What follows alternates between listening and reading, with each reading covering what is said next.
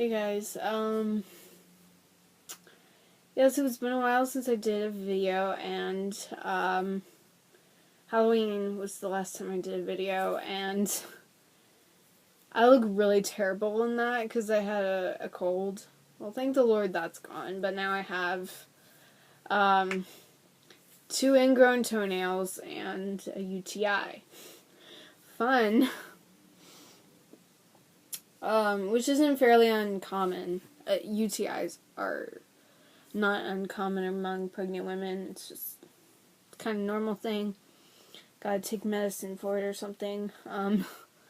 Anyways, so I am almost 38 weeks pregnant. I will be Wednesday. So 16 more days before my baby's here. I know I really don't look it. Like, I haven't gotten that fat. Actually, 2 weeks ago, they were talking about having to induce me to have the child early, because they're afraid he was going to run out of room to grow and stuff like that. So, they said Monday they were going to do a BBP. That means biological process profiling or something like that. Which basically means they take his heart rate, his breathing, how much blood he's getting from my placenta, all of that, and if they see any problems, they were going to induce me. But the baby is healthy, completely healthy. I'm just tiny. And I've already gained about 28 pounds.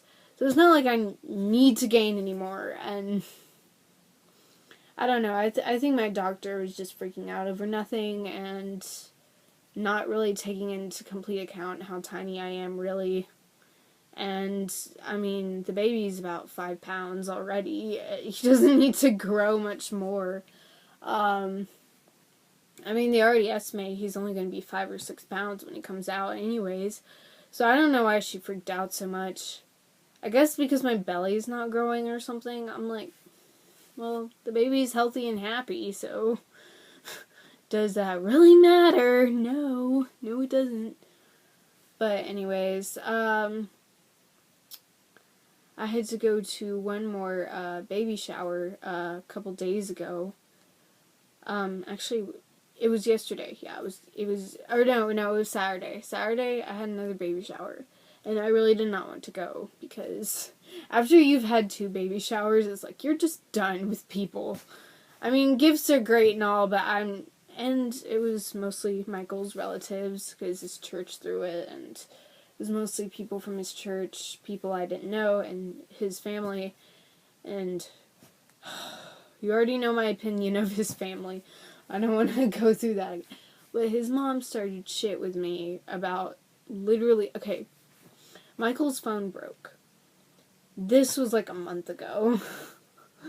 It's been a while, but she started, like, he went in there and told her, like, my phone's broken, I need a new phone, and then apparently she started some shit. And, I was just out there doing my job, which is cleaning the kitty litter box and the guinea pig cage. And so I was out there working, and it's kind of hard not to eavesdrop when people are yelling, but I kind of heard some of the stuff she was saying, and she called me, she said that I was like some kind of overlord trying to take over the house, and she kept saying like, oh, this is my house, I can touch whatever the hell I want. I'm like, no, you can't, because I've told you this before, but she moves my stuff, and she like touches everything, she goes through important papers and moves stuff everywhere, and we don't know where stuff is, and I don't know, she has some kind of mental disorder. I don't know what it is.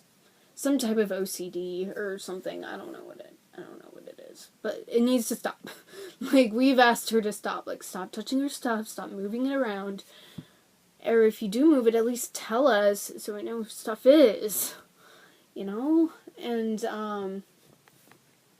so her saying that I'm being an overlord and trying to take over the house is complete bullshit. Like, I've never ordered her around or anything. The only thing I've said is don't touch my stuff, which she still does. Every time she does it, I get really super pissed off, especially when she goes through papers that she doesn't need to be going through, because it's none of her damn business what's going on with me. I'm telling her that right now. She's not my mom. She doesn't need to know. She's my mother-in-law. That's different. If my mom was here, I think my life would be a lot happier than... Well, no, I'm happy. I'm fine. It's just the people I live with. They piss me off, and they do stuff that piss... I like his dad more than I like his mom. His mom is just a bitch about everything. And another thing I don't like is she tries to talk to me about kids when she's never had any. Well, okay, she adopted Michael and his sister, and they are blood related, so it is his sister, and she's a bitch. They're just, I don't know, his side of the... Like, okay, at the baby shower, his grandma didn't even say hi to me, or how are you doing? Like, I love how people that I don't know were asking me that, and then people I do know are just like, yeah, here's a gift. Go fuck yourself. I'm like, people.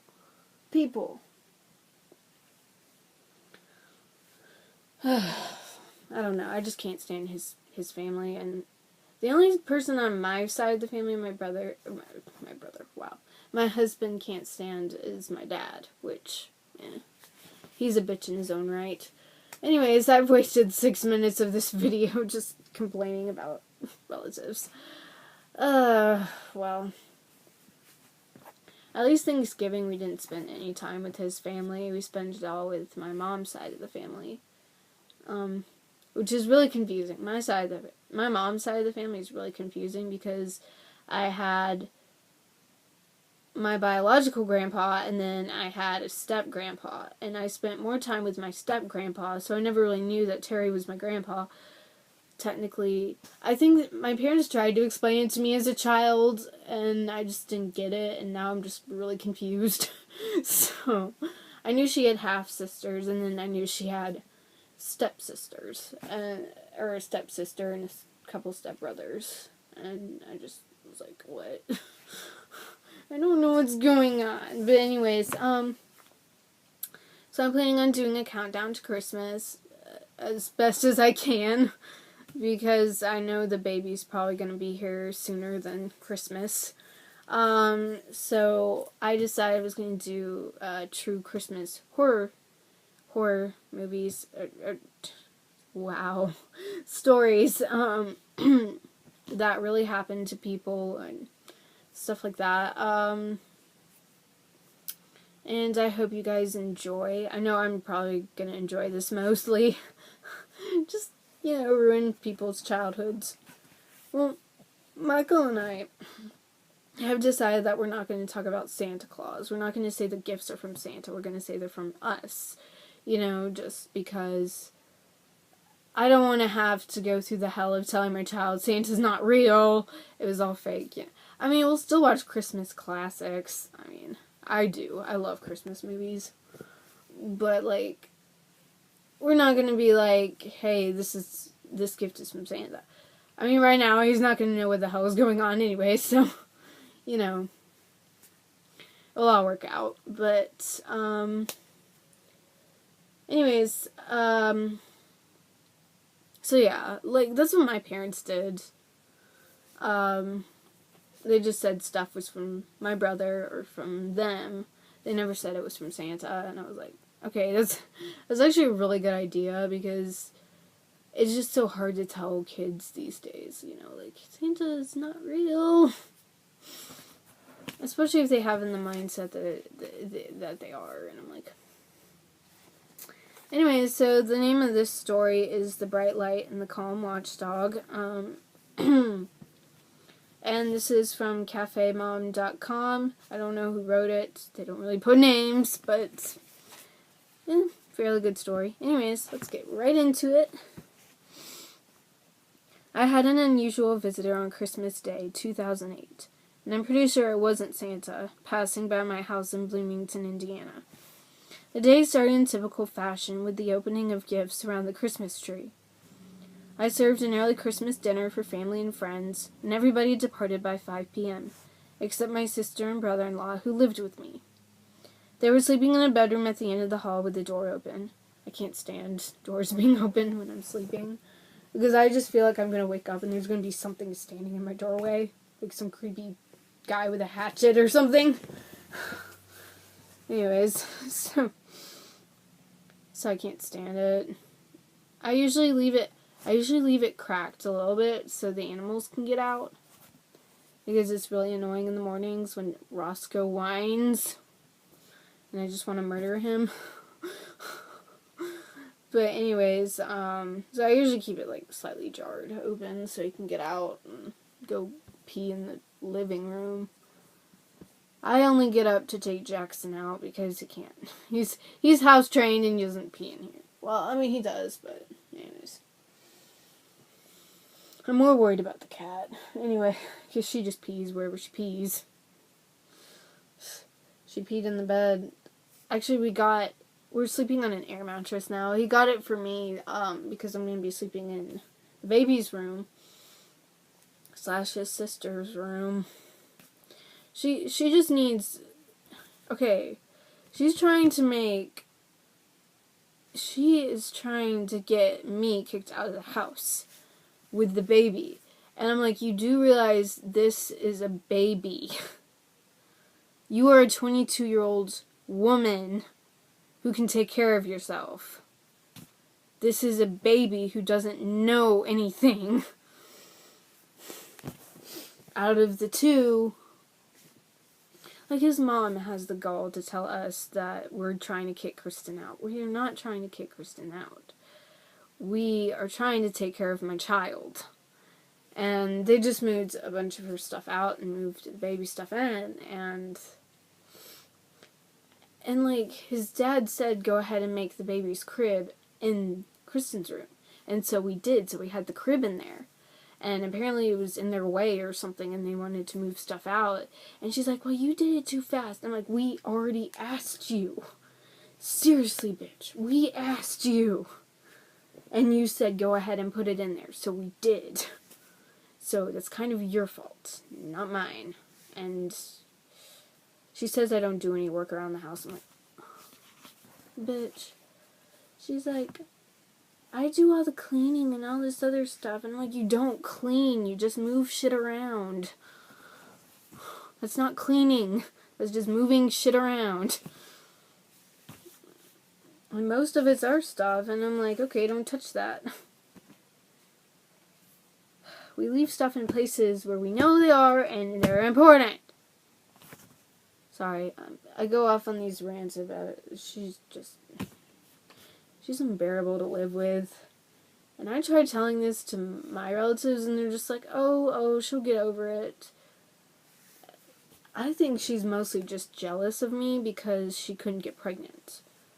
And so now that it's actually not that uncommon, you know. I don't know why, though. Like, now that I've been pregnant, I'm like, never again. Never. It really is kind of a hell to go through, but women still wind up being jealous of, especially if they can't get pregnant. She waited too long, is the thing. She waited 10 years before they got married and they tried to have kids. And then they couldn't. So I'm like, okay, there you go. That's your problem. Like, I mean, I know in the Bible it says wait until you're married to have sex, but if you wait, then, you know, you're going to wind up not having kids. And they have no parenting skills whatsoever, so they probably shouldn't have had kids anyway. So, I'm just going to keep out of that side of the argument, but it's really true. They do not make good decisions, ever. Especially financially. I mean, what can I say? Anyways, back to the story. I'm sorry. I get off on rants. I went into my bedroom with my dog Toby and shut the door securely. I was just about to doze off when I heard the latch on my bedroom door open. I waited several seconds for my sister or brother-in-law to ask me whatever they came to say, but there was no other sound. It was almost 7 p.m., so my bedroom was pitch black. I left lights on in the kitchen and the bathroom, and there were lots of Christmas lights in the living room, so the hallway would be well lit. I would be able to see whoever was at the door by lifting my head. I pushed the blankets down and lifted my head from the pillow, but just as I could see who was there, a bright light shined in my face, and I yelled at them, "Turn that damn light off." And it went away. So I got up. I heard the door close, and I got up with my dog. The dog showed no alarm. He was a Dutch Shepherd, so he was a good watchdog, and he would have been barking if it had been anything important. So I go in the hallway to see if my sister or brother-in-law were standing there and ask them what they wanted and why they shined a light in my face. And I found them still asleep in their beds. Now that I think about it, it could have been my dead brother's ghost or my dead mother's ghost coming to say Merry Christmas. I still think about you all the time.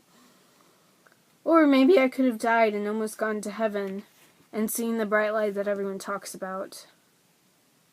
But I guess I just ruined my chances of going to heaven by cussing. So now if I ever see a bright light shining in my face, I will clean up my language for sure. I think it was kind of funny though. Well, when my mom died, I was alone with her, and she kind of was talking about what she saw when she was passing, before they gave her drugs that knocked her out. They knew she was dying, so they were just trying to make her more comfortable, so she wouldn't feel anything, I guess. So once those kicked in, she basically went quiet, but she did look at me. It was really creepy because I felt like I was being watched because I was reading. I was sitting there with her. She had been on hospice care for a few months, and so the hospice nurse had left, and my dad had gone to go get her one more medicine to help with the process, and so he had gone to CVS. And so I was home alone with my mom, and she was in bed. And I was sitting there reading, and I just felt like something was watching me. So I look up, and she's staring, like, right at me. And then, I guess a few minutes after that, she died. But, like, before that, she talked about seeing Jesus and heaven, and knowing and feeling that he was waiting for her there, and just, it was really hard because she had never really talked about, my mom was a Christian, and I knew that, but just, like, the years leading up, I guess she was having her own struggles with her own faith, I guess, and she just wouldn't talk about God as much as she used to, and whenever she got, like, Christian books, she didn't want to read them, or she wouldn't want to read her Bible. And, I mean, I don't read my Bible. That doesn't make me a sinner. It doesn't make me any less of a Christian if you don't go to church or read your Bible. I mean, it's good. That fellowship is needed, but it doesn't make you any less of a Christian if you don't go, you know. Anyways, so that was one of the hardest things I ever had to do in my life. Was my mom died, and I think it was 3 or 4 minutes after that, my dad came home, and I told him. He was in the kitchen, and he'd just come in and was getting his shoes off, and I said, "Dad, I think Mom's dead." And I thought she had died a couple of times, actually, because she would stop breathing. And then it would be like a long period, and she'd breathe again. And so I thought she had died a couple of times, and then finally it went away. She stopped breathing. And so my dad came in, and I told him, and he ran back there and was crying, and all of that. And then we had to call the hospice nurse, and we got, I think we used McAfee Funeral Home, and they came and picked her up and got her in a casket. I got to pick out what she got buried in. I also chose to get rid of the clothes that the body wore to the whatever the fuck it's called, the funeral home. And then, my mom hadn't planned for anything for her funeral, so we had to do all of that ourselves.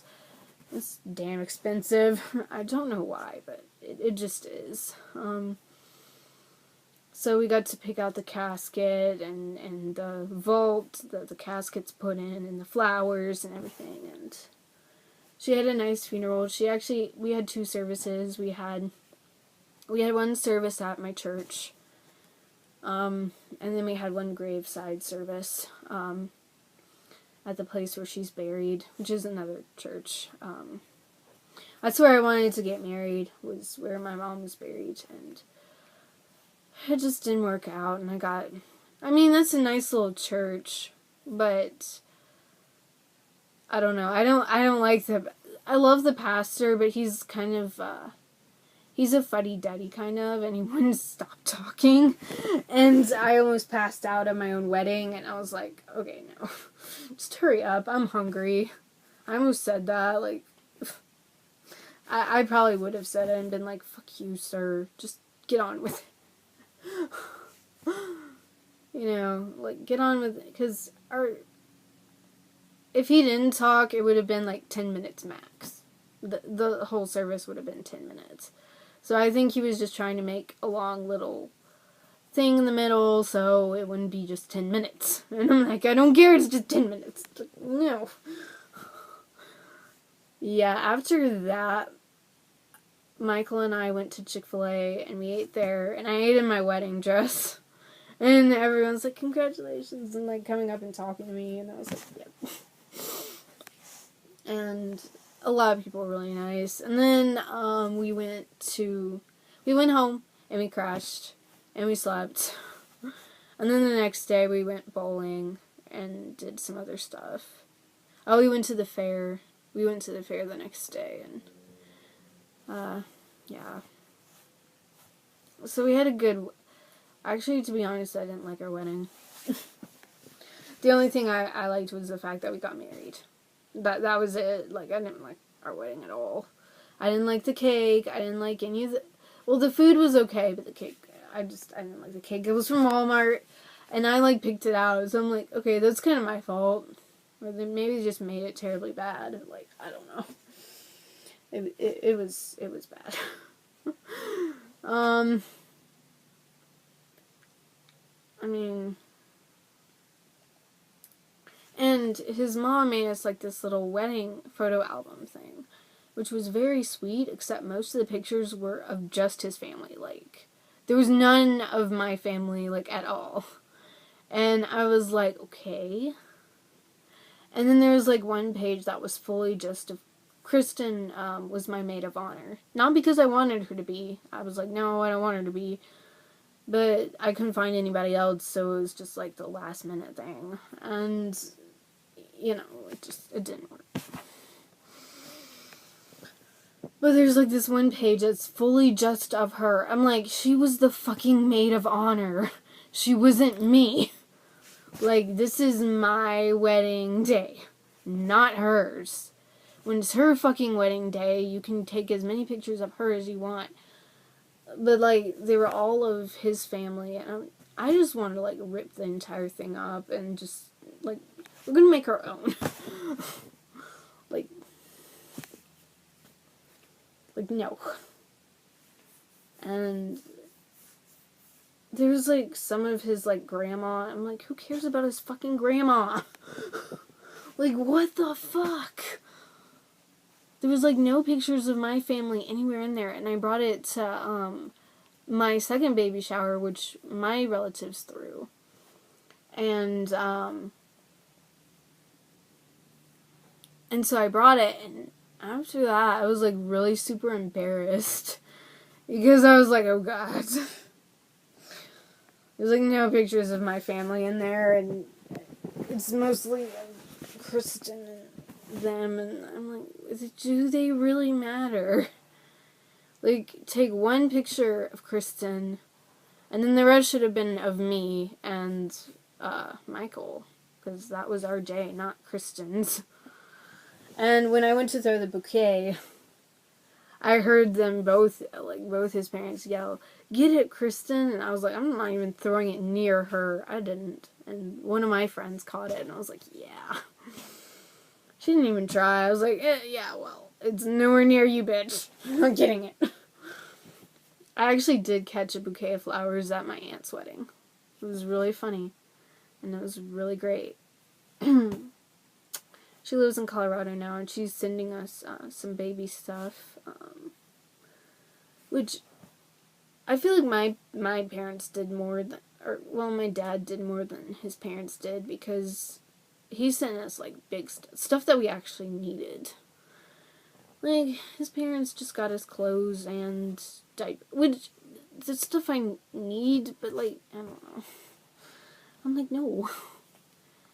Now they're turning it into some kind of war between families, and I'm like, fuck you and your war. You're not gonna win. That's the thing, you're not gonna win. Like, just don't even try, please. Anyways, sorry, I get off on these little rants and everything. Just want to tell you a little bit about my experience with my mom's death, and after that, I got sick, and my dad got sick. Actually, I got sick the week my mom died. I had flu symptoms, and somebody's like, oh, you might have just gotten cold. I'm like, no. People get sick after people die. Like, it's not uncommon. Like, it happens. Anyways. So, I guess I will try and talk to you guys tomorrow and keep this going, because I know the Halloween I missed a few days, and I felt really bad, but some days I'm busier than others, and obviously with the baby coming so soon, I'm probably going to be more busy. And then obviously when the baby comes, I'm going to start talking about the baby, and I'll definitely bring the baby in, and I might do a video in the hospital. I don't know. I gotta think about that one. I will definitely not show any video of me in labor, because I don't even want to see myself. I'm like, no. No, I don't want to know. We, today I had a meeting with, my nurse, and she was going through the process of labor and everything, and she's like, yeah, this is gonna get stuck up your vagina. This is gonna be stuck up your vagina. I'm like, I don't want anything stuck up my vagina. Don't talk about pregnancy to random people on YouTube. They're weird.